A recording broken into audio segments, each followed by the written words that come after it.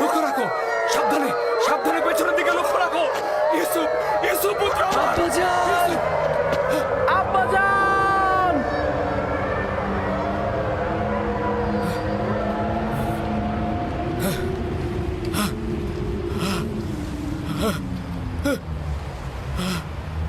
ইউসুফ, ইউসুফ, সতর্ক সতর্ক থাকো। ইউসুফ পুত্র আমার, সাবধানে সাবধানে ছেড়ে দাও, ছেড়ে দাও আমার পুত্রকে, ছেড়ে দাও, ছেড়ে দাও, ছেড়ে দাও। সতর্ক সতর্ক থাকো। নেকড়েদার, ছেড়ে দাও, ছেড়ে দাও আমার পুত্রকে। জনাবে আলী, জনাবে আলী, জাগ্রত হন জনাবে আলী। কি হয়েছে, কি হয়েছে খোদা নবী? কোনো খোয়াব দেখেছেন? আপনি কি ভীতিকর কোনো খোয়াব দেখেছেন? ভীত হওয়ার মতোই খোয়াব ছিল। কয়েকটা নেকড়ে একটি শিশুর পিছু নিয়েছিল। আমি তাকে বাঁচাতে পারছি না। নেকড়েগুলো তাকে ছিন্ন ভিন্ন করে খাবার জন্য ধাওয়া করতে করতে একটা গর্তের মধ্যে ফেলে দিল। ওই শিশুটি কে ছিল? তাকে চিনতে পেরেছেন? দূরে ছিল, তাই ঠিক মতো চিনতে পারিনি। তবে তার গঠনটা অনেকটা ইউসুফের মতোই ছিল।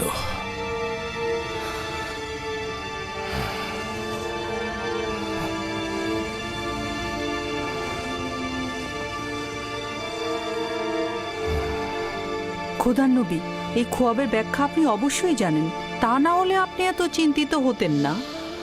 বালা মুসিবত ইয়াকুবের খানদানে ওত পেতে আছে।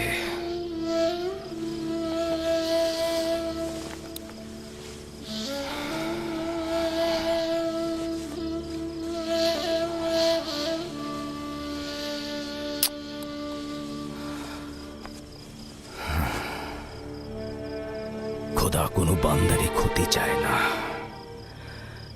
কিন্তু এই বান্দারাই শয়তানের সঙ্গে প্রতিজ্ঞাবদ্ধ হয়, একে অপরের জন্য ফাঁদ পেতে রাখে।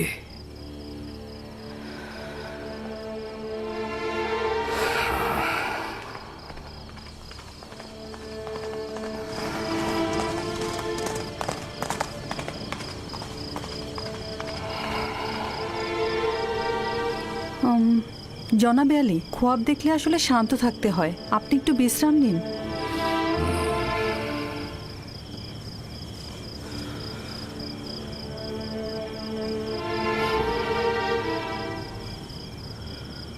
খোদাবন্দ, তোমার কাছে আশ্রয় চাইছি।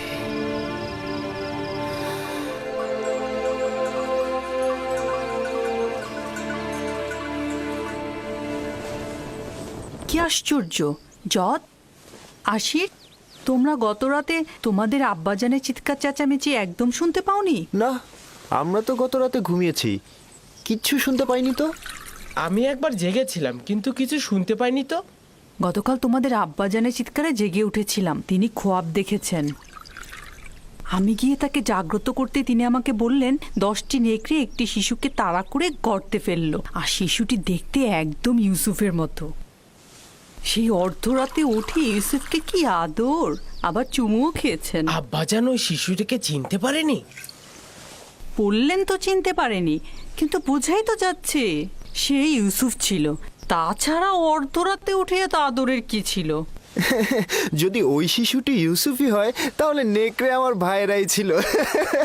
অনেক হাসি পাচ্ছে তাই না, যে তোমাদের পিতা তোমাদেরকে নেকড়ের ন্যায় দেখছে?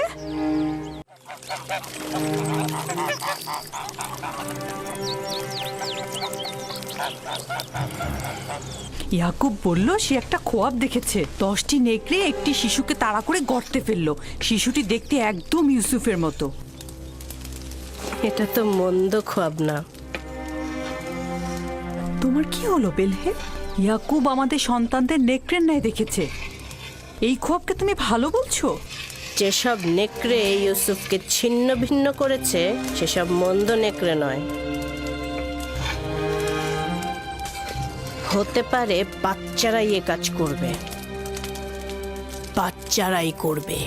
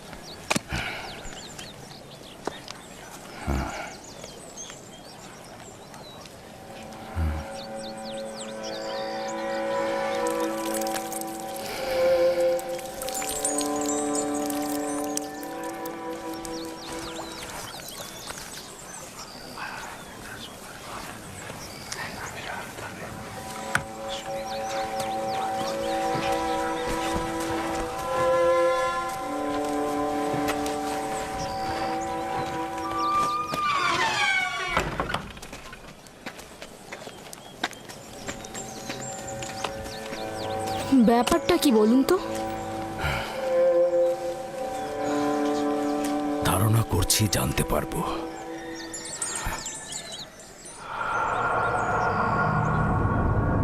আমাদের আব্বাজান সবসময় ইউসুফকে নিয়েই ভাবেন, এমনকি রাতের বেলা তাকে নিয়ে স্বপ্ন নাকি দেখেন। যেখানেই যান তাকে সঙ্গে করে নিয়ে যান, আর ঘুমালেও তাকে সঙ্গে করে নিয়ে ঘুমান। বেহুদা কথা বলো কেন ইয়াহুদা? আমরা তো এখনো সঠিক জানি না যে আব্বাজান কি খোয়াব দেখেছে। ইউসুফ তো আর আমাদের মতো না, সেই জন্যই আব্বাজান সবসময় তাকে সাথে রাখে। যেখানেই যাক সাথে নিয়ে যায় আর তার সাথেই ঘুম পাড়ায়। ভাইজান, আমরা ঠিক মতোই জানি আব্বাজান কি খোয়াবে দেখেছেন। আব্বাজান খোয়াবে দেখেছেন আমরা সবাই হচ্ছে এক একটা নেকড়ে, আর সেই নেকড়েগুলো ছিন্ন ভিন্ন করছে ইউসুফকে। সালাম আব্বাজান। সালাম। তোমাদের এটা একদম উচিত হবে না যে কোনো কথাকে নিজেদের মতো করে বানিয়ে নেয়া।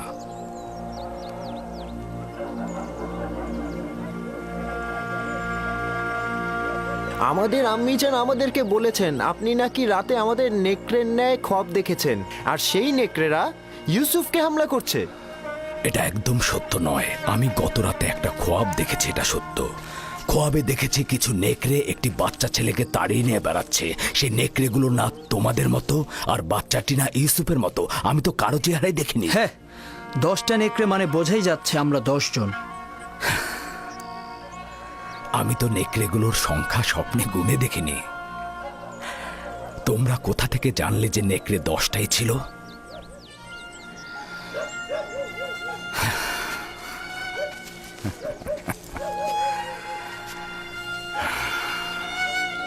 আমি তোমাদের সবাইকেই ভালোবাসি। তোমাদের কঠোর পরিশ্রমের জন্য উপযুক্ত মর্যাদাও দেই, কৃতজ্ঞতাও জ্ঞাপন করি। কিন্তু ইয়াহুদার মতো একজন পরিপক্ক যুবককে পারবো না আমার জানুর উপরে বসাতে, পারবো না একজন বাচ্চা ছেলের মতো করে আদর করতে। তোমরা যখন ছোট ছিলে তখন তোমরাও জানুর উপরে বসেছ। বাচ্চাকালে তো তোমাদেরকেও আমি বাচ্চাদের মতো করে আদর করেছি, জানুর উপরে বসিয়েছি, কোলে করে নিয়ে ঘুম পাড়িয়েছি। তোমরা তো পিতামাতা উভয়ের মহব্বতই পেয়েছ। আর মহব্বতের কথা বলছো? ইউসুফের মাতা রাহেলার মহব্বত তোমরা যতটুকু পেয়েছো, তারা 2 সন্তান তো তার এক অংশ পায়নি। তোমরা পরিপূর্ণ যুবক, কিন্তু আমি ভাবতেও পারছি না একটা বাচ্চা ছেলের সঙ্গে নিজেদের তুলনা করবে। জদ, আশির, তোমরা তোমার মাতাকে গিয়ে জিজ্ঞেস করো গতকাল রাতে আমি তোমাদের কিভাবে আদর করেছি। হ্যাঁ, গত রাতে আমি জেগেছিলাম, দেখলাম আমার মাথায় হাত বুলিয়ে দিচ্ছেন আর আমার গায়ের কাঁথাটা টেনে দিলেন। পূর্বেও তোমাদেরকে অনেকবার বলেছি, তোমাদের কথা ও চিন্তার মধ্যে আমি পরশ্রী কাতরতা লক্ষ্য করছি। আর যদি সত্যি করে বলি, তবে তোমাদের চিন্তা ভাবনার মধ্যে আমি একজন শয়তানের উপস্থিতি লক্ষ্য করছি। আব্বাজান, আমরা তো ইউসুফের সাথে খেলতে ভালোবাসি, আপনি কেন অনুমতি দেন না? আমি তো কখনোই বাধা দেইনি তোমরা ইউসুফের সাথে খেলবে। ইউসুফ তো তোমাদেরই ভাই, আর তোমরা ইউসুফের সাথে খেললে তো ইউসুফ অনেক খুশি হয়। তাহলে আমরা এখন ইউসুফের সাথে খেলা করতে পারবো? কেন নয়, এখনই যাও।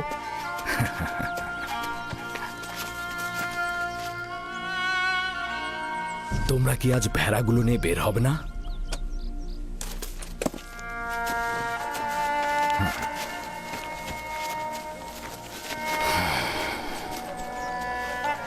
আমাদের ক্ষমা করবেন আব্বাজান।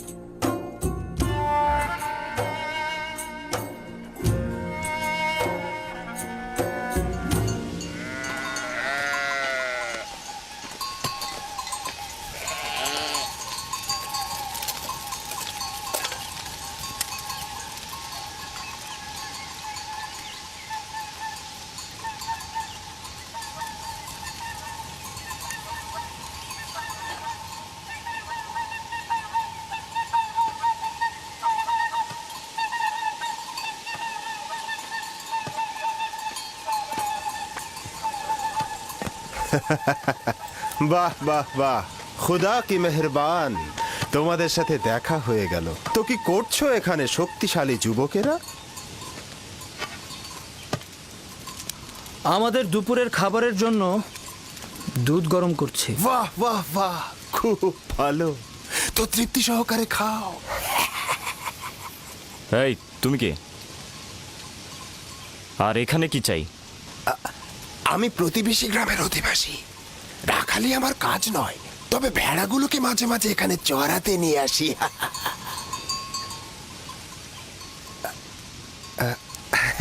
তোমাদের আবার কি হলো?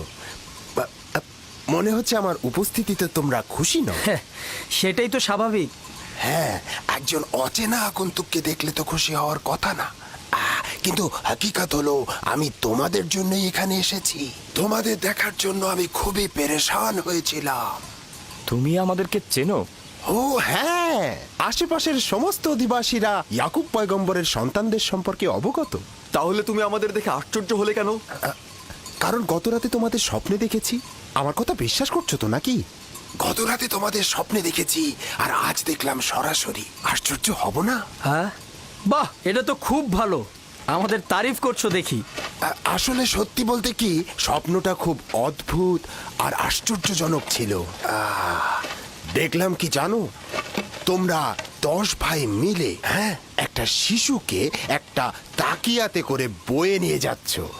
দেখে মনে হলো সে তোমাদের মালিক আর তোমরা তার গোলাম। আবার দেখলাম ওই শিশুটি একটি টানা গাড়িতে চেপে বসেছে, আর তোমরা 10 ভাই মিলে 10টা নেকড়ের মতো ওই শিশুকে বয়ে নিয়ে চলেছ।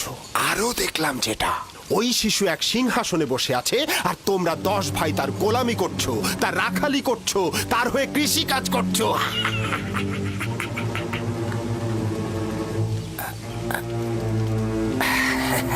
মনে হচ্ছে আমার স্বপ্নের বর্ণনা শুনে তোমরা অসন্তুষ্ট হয়েছো। আরে স্বপ্ন তো স্বপ্নই, ওটাকে ভুলে যাও। হ্যাঁ, আমি আসি। হ্যাঁ, দেখা হবে।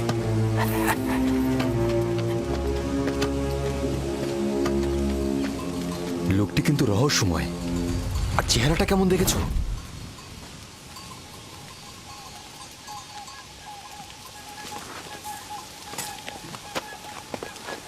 কিন্তু লোকটি কোথায় গেল?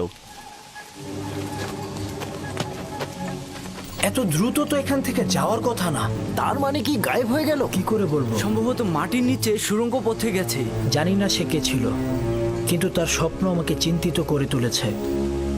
তার স্বপ্নগুলো একদম ইয়াকুবের স্বপ্নের মতো।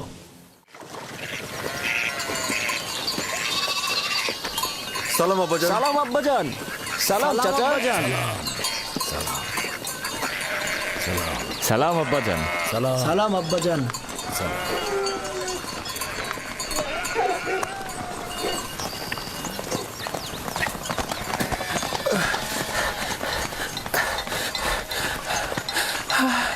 খোদা নবীর উপর দরুদ বর্ষিত হোক। হে সন্তান, তোমার উপরও দরুদ। কি হয়েছে? শুনলাম ঝগড়া করেছ। জি, আপনার সন্তানদের সাথে।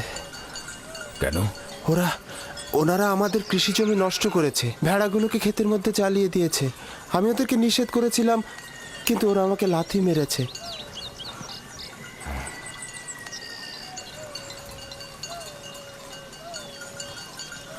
ইয়াহুদা, লাবি, শামুন, এদিকে এসো, এদিকে এসো।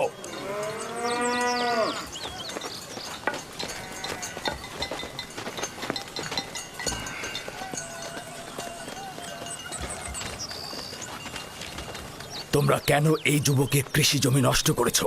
ভেড়াগুলোকে তো আর বাধা দেওয়া যায় না আব্বাজান। আর এমন কি হয়েছে? তোমরা ওকে লাথি মেরেছো কেন?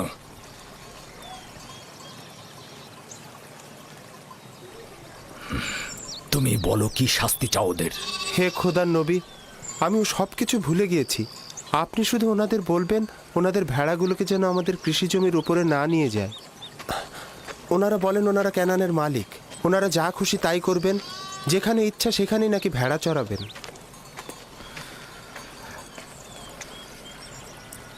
কে তোমাদের হক দিয়েছে যে তোমরা মানুষের কৃষি জমিতে ভেড়া চড়াবে? আর কে তোমাদের বলেছে যে তোমরা ক্যানানের মালিক? পুত্র, আমি তোমার কাছে ক্ষমা চাইছি, আর আমি তোমাকে কথা দিচ্ছি যে আমাদের ভেড়াগুলো আর তোমাদের কৃষি জমি নষ্ট করবে না। আমি তোমাদের ক্ষতির খেসারত দেব। আমরা ভুল করেছি, সেজন্য আমরা ক্ষমা চাচ্ছি আব্বাজান।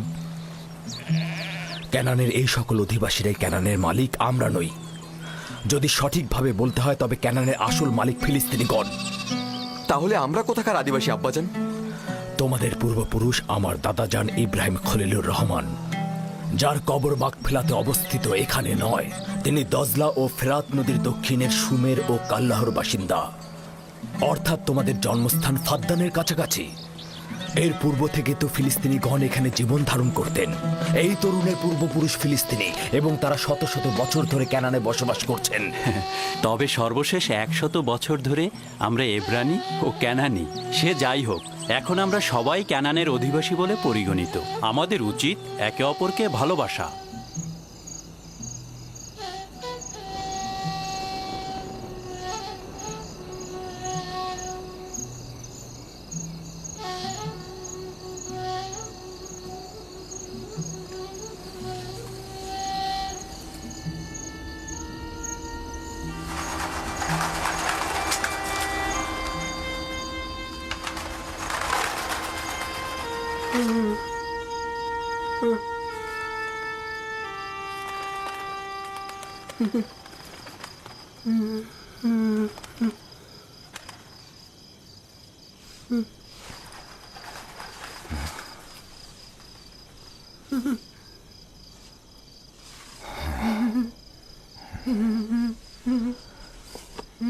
ইউসুফ, ইউসুফ পুত্র আমার, জাগ্রত হও।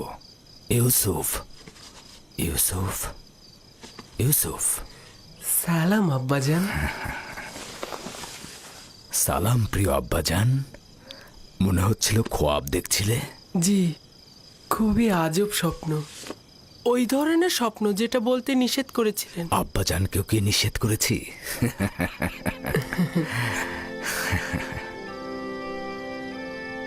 ভেড়াগুলোর পাশে বসেছিলাম।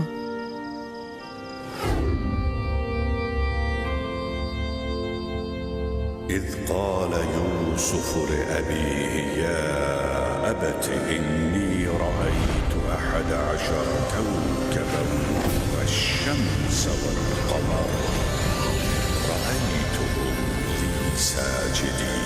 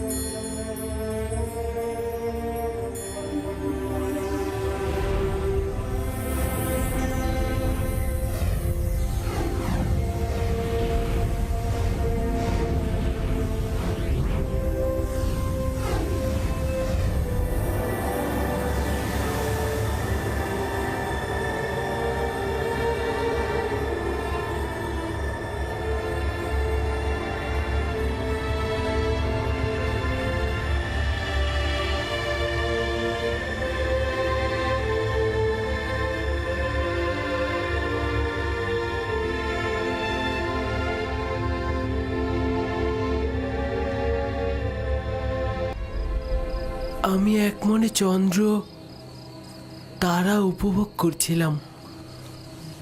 এমন সময় আপনি ডাক দিলেন।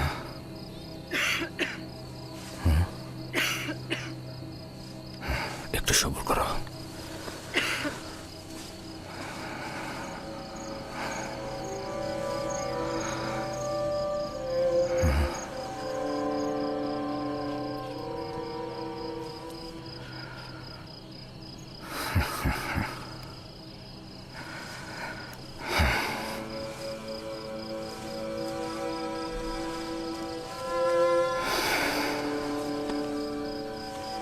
তুমি খুবই নেক খোয়াব দেখেছ পুত্র আমার।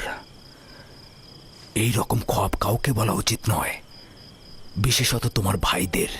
নির্বোধগণ যৌবনে দাম্ভিকতায় প্রতিহিংসা পরায়ণ হয়ে উঠবে।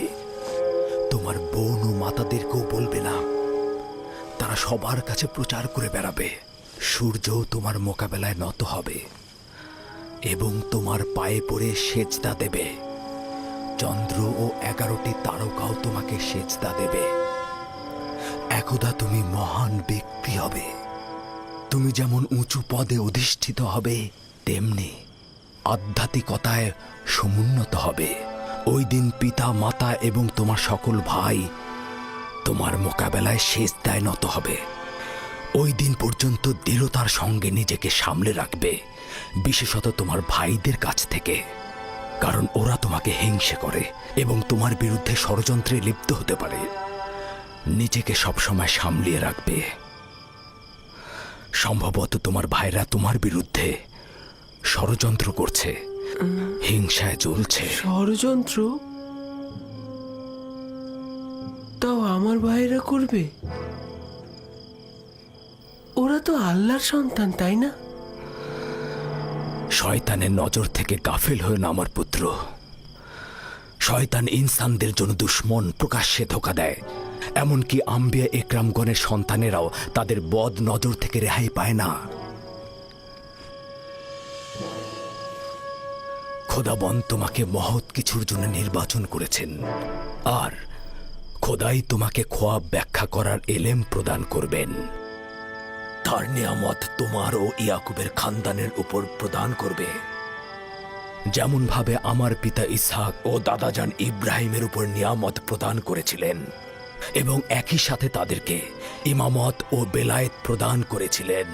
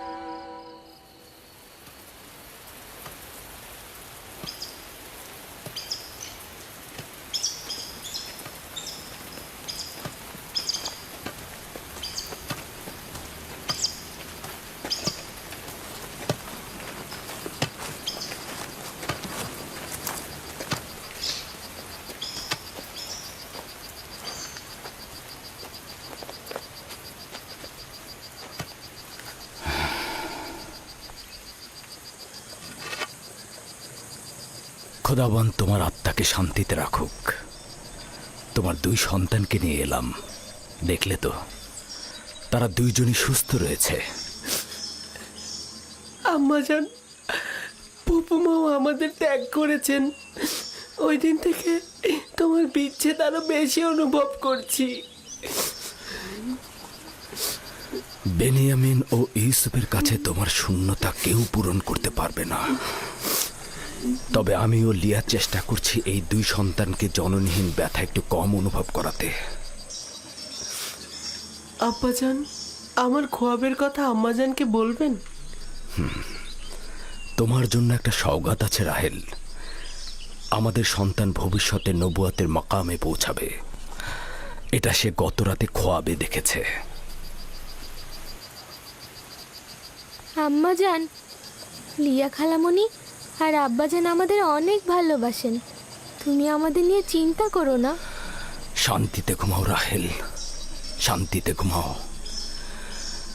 জননী বিরহে তোমার সন্তানেরা যন্ত্রণা ভোগ করবে না।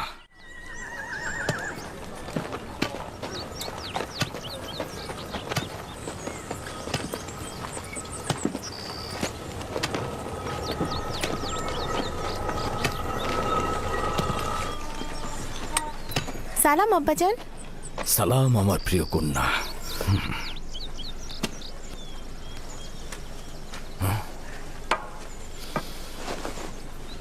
আমি তোমার জন্য গম নিয়ে আসছি।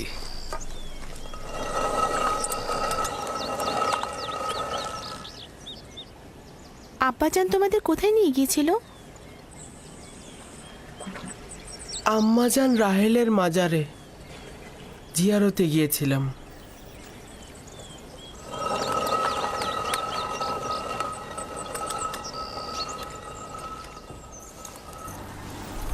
আমার সাথে কি কাজ বলো তো?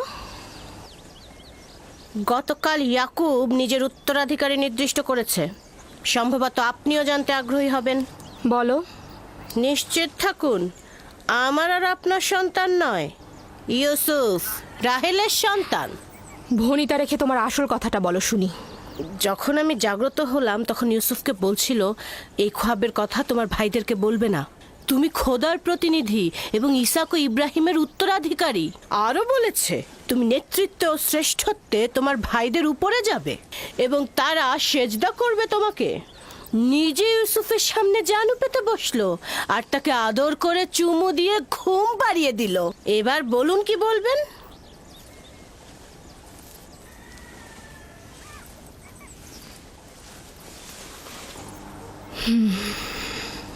ইয়াকুবের উত্তরাধিকারী আমার সন্তান হলে আমি খুশি হতাম, কিন্তু খোদার নবী যদি অন্য কাউকে চায় তাহলে আমি তাকেই সমর্থন করব। কি বলছো তুমি? তুমি পারবে ইউসুফের নেতৃত্ব তোমার সন্তানদের উপর সহ্য করতে? উপায় নেই। যদি ইয়াকুবের সিদ্ধান্ত এমনটাই হয় তবে অবশ্যই আমি তা মেনে নেব। কিন্তু আমি এটা কখনো সহ্য করতে পারবো না। ও ঠিকই বলেছে, ঠিকই বলেছে লিয়া। আমাদের খোদার নবীর কথাই মানা উচিত। আমরা অবশ্যই রাসূলে খোদার ফরমান মেনে চলব। আশা করছি ইউসুফের অন্যান্য ভাইয়েরাও এটা মেনে নেবে।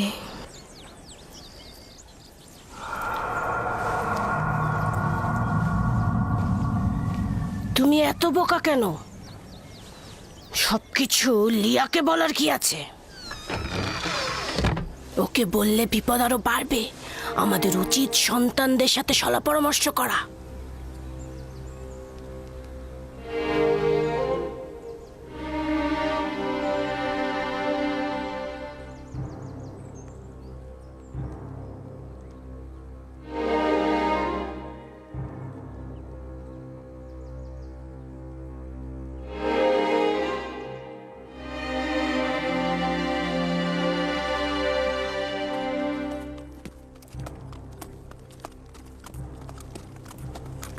ওই শিশু এক সিংহাসনে বসে আছে আর তোমরা 10 ভাই তার গোলামি করছো। আমাদের আব্বাজান সবসময় ইউসুফকে তার হয়ে নিয়ে ভাবে। কৃষি কাজ করছো।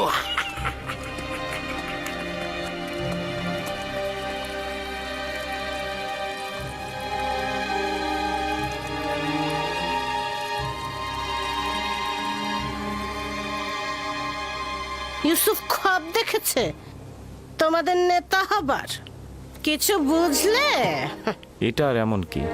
এটা ইউসুফকে জিজ্ঞেস করলেই হয়। যদি খ্বাব দেখে থাকে তাহলে তোমাদের বলবে। বলবে। হ্যাঁ হ্যাঁ বলবে, ইউসুফ বলবে। কিভাবে পড়াতে হয় আমি জানি।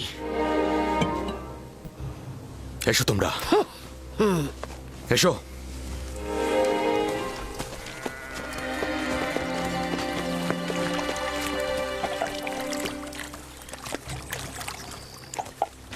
ইয়াহুদা, সবুর করো।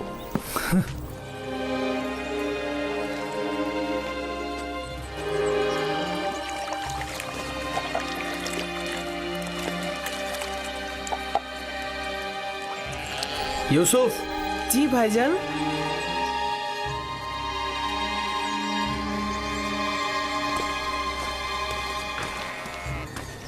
ইউসুফ আমার ভাই, তুমি কি জানো আমরা সবাই তোমাকে কত ভালোবাসি?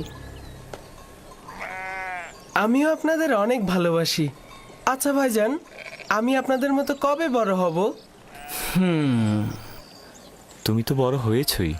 তুমি তো পরওয়ারদিগারের কাছ থেকে উঁচু মাকাম ও শ্রেষ্ঠত্বের খবর পেয়েছো। কোন মাকামের কথা বলছেন আপনারা? ওই যে ওইটা, যেটা কালকে রাতে তুমি খব দেখেছো। খবটা কি মনে আছে? ওইটা যেটা দেখেছো।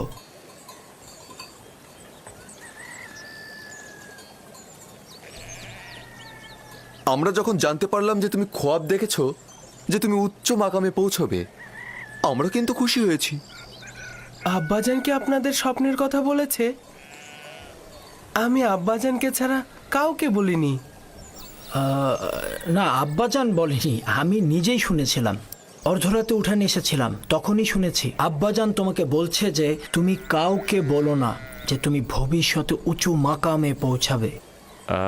তোমার খবরটা আমাদের শোনাবে? আসলে আব্বাজান তো কাউকে বলতে নিষেধ করেছে, আর সেটা তো আপনারা শুনেছেনই। তাতে কি হয়েছে? তোমার ভাইরা তো তোমার আনন্দে শরিক হতে চাচ্ছে। আমি জানি আপনারা আমাকে অনেক ভালোবাসেন, খোয়াবের কথা বললেও কোনো সমস্যা নেই। কিন্তু আব্বাজানের ফরমান আমি অমান্য করতে পারবো না। আমি দুঃখিত। আমি আব্বাজানকে অবশ্যই বলবো তোমরা ইউসুফকে মারার চেষ্টা করেছো।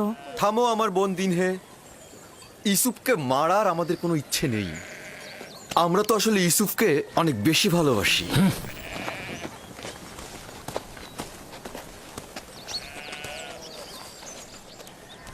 ইয়াহুদা তোমার উপর কেন রাগ করলো? তুমি কি বলেছো তাকে? সে যা জানতে চেয়েছিল আমি তা বলিনি, কিন্তু খোয়াবের কথা তো আমি আব্বাজানকে ছাড়া আর কাউকে বলিনি। তাহলে ওরা জানলো কি করে? ইয়াহুদার এই ঘটনা আমি আব্বাজান এলেই বলে দেব। না, বলো না। আমি আব্বাজানকে ভালোবাসি, সে কারণে আমি চাই না যে আব্বাজান ভাইজানদের কাছে গিয়ে ব্যথিত হয়ে ফিরে আসুক। দিনে ভাইজানরা কেন আমাকে ভালোবাসে না, যেখানে আব্বাজান স্বয়ং বলেছেন একে অন্যকে ভালোবাসা দিতে?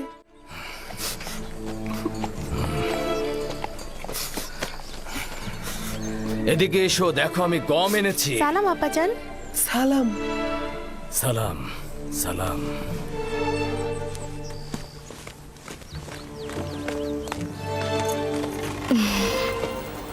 আপনি তো দেখছি অনেক ক্লান্ত হয়ে পড়েছেন। বেলহে জাতাকল প্রস্তুত করো, গম ভাঙাতে হবে, রুটি তৈরি করতে হবে। তো এই বছরের প্রথম ধাপের গম খড় ও দানা কষ্ট করে আলাদা করা হয়েছে। এসো পুত্র আমার।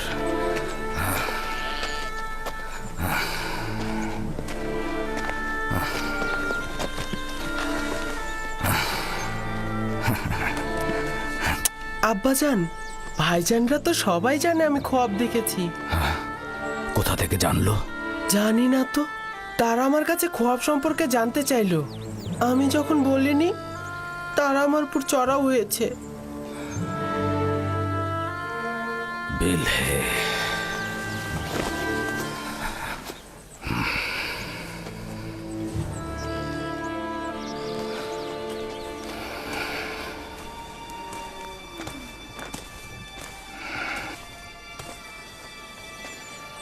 বেলহে, জি আল্লাহর নবী। এখন পর্যন্ত তুমি যা কিছু করেছো আমি শুধু মুখ বুজে সহ্য করেছি। আমি নীরবে থেকেছি যাতে তুমি নিজেকে গুটিয়ে নাও, কিন্তু তুমি পণ করেছো যে ভাই ভাইয়ের মধ্যে অশান্তি সৃষ্টি না করে তুমি শান্ত হবে না। দেখুন খোদার নবী, আমি এগুলোর কিছুই জানি না। আমি মিথ্যে বলছি না। আমি গত রাতে তোমার ঘরের পাশে অবস্থান করছিলাম, যেখানে ইউসুফ ঘুমিয়েছিল। স্বপ্নের ব্যাখ্যা নিয়ে সেখানে কথা হয়েছিল। এটা আমি ও ইউসুফ ছাড়া তো অন্য কারো একেবারে জানার কথা নয়। এবার তুমি আমাকে বলো, তুমি ছাড়া তো এই খোয়াবের ব্যাখ্যা আর কারো শোনার কথা নয়। আমি কসম খাচ্ছি, আমি আসলে মিথ্যে বলছো তুমি, মিথ্যে বলছো। গত রাতে যখন তোমার ঘরে শব্দ হয়েছিল তখন আমি তোমার ঘরে প্রবেশ করেছিলাম। তোমার সন্তানেরা ঘুমিয়েছিল কিন্তু তুমি জেগেছিলে। আমি কখনো শোনা কথা কান দেইনি, কিন্তু তারাই সঠিক ছিল। তুমি জুলফাকে সবসময় কূটবুদ্ধি দিয়ে প্ররোচিত করো। তুমি ইয়াহুদা আর তার ভাইদের ইউসুফের বিরুদ্ধে লেলিয়ে দিয়েছো। তুমি তোমার নিজের ছেলেকেও ইউসুফ বিদ্বেষী করে গড়ে তুলেছো, কিন্তু আমি তাতেও চুপ থেকেছি। যদি একবার এই ভুলের পুনরাবৃত্তি করো, তাহলে আমি আমার নিজের ছেলেদের রেখে তোমাকে তোমার নিজ এলাকা ফাঁদদানে ফেরত পাঠিয়ে দেব। বুঝতে পেরেছো? না না না না, খোদার নবীর কাছে আমি অঙ্গীকার করছি এই ভুল আমি দ্বিতীয়বার আর করব না। আপনার কাছে আমি ক্ষমা চাচ্ছি।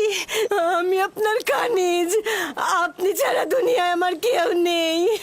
আমাকে ক্ষমা করে দিন। এমন ভুল আমি আর কখনোই করব না। আমাকে ফাঁদদানে পাঠাবেন না, আমাকে এখানেই দাফন করবেন।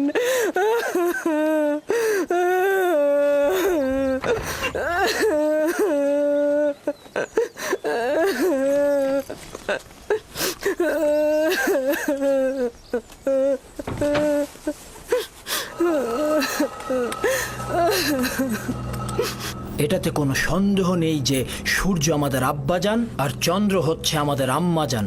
হ্যাঁ, আর বাকি 11 জন তো এই নগণ্য মাতাহীন শিশুটিকে এতটা ঊর্ধ্বে দিয়েছে যে এই স্বপ্নদ্রষ্টা নিজেকে মাবুদ আর আমাদের সেজদাকারী মনে করছে। শুধু আমরা নয়, আব্বাজান আম্মাজানকেও সেই সেজদাকারীর অবস্থায় রেখেছে। আজ এখান থেকে কেউ বের হবে না যতক্ষণ না পর্যন্ত ইউসুফ এবং আমাদের ভাগ্য নির্ধারণ হচ্ছে। আমি আমার সকল সন্তানকে অনেক বেশি ভালোবাসি, কিন্তু ইউসুফের প্রতি বিশেষ আগ্রহ খোদাবন্দের ইউসুফের প্রতি বিশেষ অনুগ্রহের কারণে। আশা করি আমার সকল সন্তানেরা এটা বুঝতে পারবে। ইউসুফকে তারা বেশি ভালোবাসবে আর ইউসুফের প্রতি সকল দুশ্মনী তারা ছেড়ে দেবে। সে কি এরকমই চিন্তা ভাবনা করে যে আমাদের উপর এবং আমাদের পিতামাতার উপর তার শ্রেষ্ঠত্ব রয়েছে এবং সে আমাদের উপর নেতৃত্ব করবে? হ্যাঁ, ইউসুফের কল্পনা এত বাড়াবাড়ি হচ্ছে, তার কারণ হচ্ছে আব্বাজানের মহব্বত। আব্বাজান তাকে মার থেকেও বেশি মহব্বত করছে। আমি জানি না আব্বাজান তাকে কেন এত বেশি ভালোবাসে।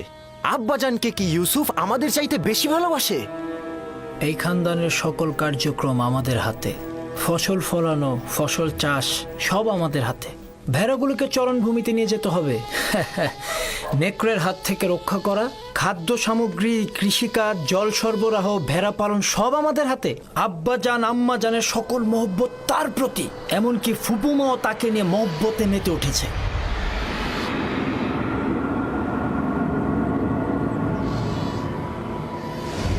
এই দুর্বল আর মূল্যহীন শিশুটির জন্য নিজেদের চোখের জল পরিষ্কার করাও দুর্বলতার লক্ষণ।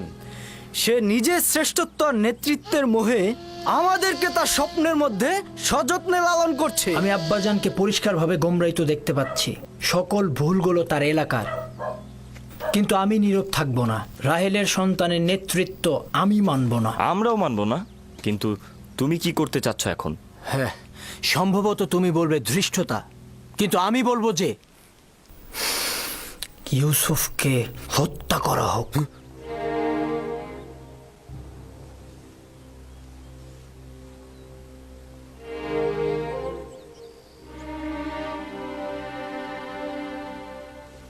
এই কথা খুবই বিপজ্জনক। এ কথা আর কখনো মুখে আনবে না তুমি। কেন আমি মুখে আনবো না লাবি? এরকম বৈষম্যমূলক আচরণের জন্য আমাদের আব্বাজানকে শাস্তি দেওয়া হবে, আর রাহেলের সন্তানের নেতৃত্বের আকাঙ্ক্ষাকে কবর দিয়ে দেব। যদিও আমি তোমার মতো এতটা দৃষ্ট নই, কিন্তু আমি তোমার এই সিদ্ধান্তের সাথে একমত। হ্যাঁ ঠিক, আমিও তোমাদের সাথে একমত। যখন ইউসুফ জন্মগ্রহণ করলো তখন সকলের দৃষ্টি তার দিকে চলে গেল, আর এখন সব মহব্বত তার দিকে। আমার ধৈর্য শেষ। আমি আর কতক্ষণ ধৈর্য ধরবো? আব্বা আম্মার সামনে তো তাকে কিছু বলাই যায় না। এসব কি বলছো তোমরা?